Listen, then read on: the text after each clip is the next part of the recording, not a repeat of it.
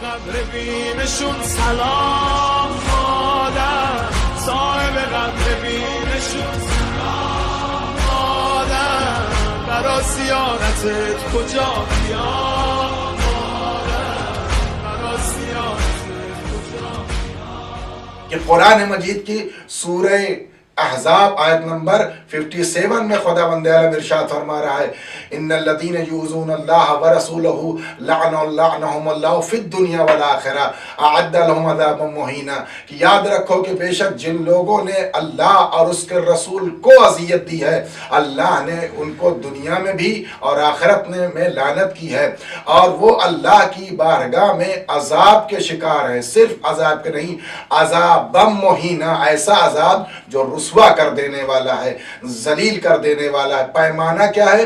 جن لوگوں نے بھی اللہ اور رسول کو اذیت دی ہے. توجہ کیجئے گا، جن لوگوں نے اللہ اور رسول کو اذیت دی ہے. اب جس معیار پر بھی اذیت ہوگی وہ اللہ اور رسول تک اگر وہ اذیت پہنچتی ہے تو اس لعنت کے زمرے میں شامل ہے. پیغمبر اسلام نے فرمایا فاطمۃ بضعۃ منی من اذاها فقط آذانی من آذانی فقط آذا اللہ. جس نے فاطمہ کو اذیت دی اس نے مجھے اذیت دی، جس نے مجھے اذیت دی اس نے اللہ کو اذیت دی ہے.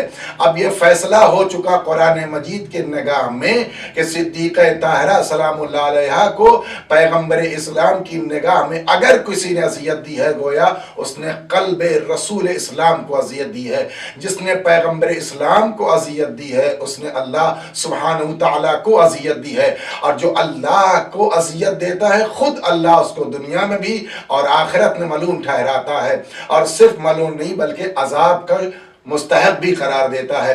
عزیزان گرامی، جو قرآن کی نگاہ میں ملعون ہو جائے اسی کے لیے قرآن مجید میں آواز دی جا رہی ہے من یلعن اللہ فلن تجد لہ نصیرا، کہ جس کو بھی اللہ کی بارگاہ میں ملعون ٹھہرایا گیا ہے فلن، لن جو ہے داخل ہوتا ہے نفی ابد کے لیے، جہاں پر انکار ہمیشہ کے لیے ہے. یعنی اللہ نے یہ فیصلہ کر دیا کہ جو اللہ کو اذیت دے گا وہ ملعون ہے، اور جو اللہ کی نگاہ میں ملعون ہے فلن تجد لہ نصیرا، اس کے لیے ہرگز کسی بھی مقام پر اس کا ناصر اور مددگار کوئی نہیں ٹھہرایا جائے گا، کوئی ناصر اور مددگار نہیں ہو سکتا. آپ غور فرمائیں کہ جب دنیا میں اللہ نے ملعون ٹھہرایا پھر دنیا والآخرہ کہہ کر کے بات تمام کی، نہ دنیا میں کوئی مددگار ہے اور نہ آخرت میں کوئی مددگار ہے. کیوں؟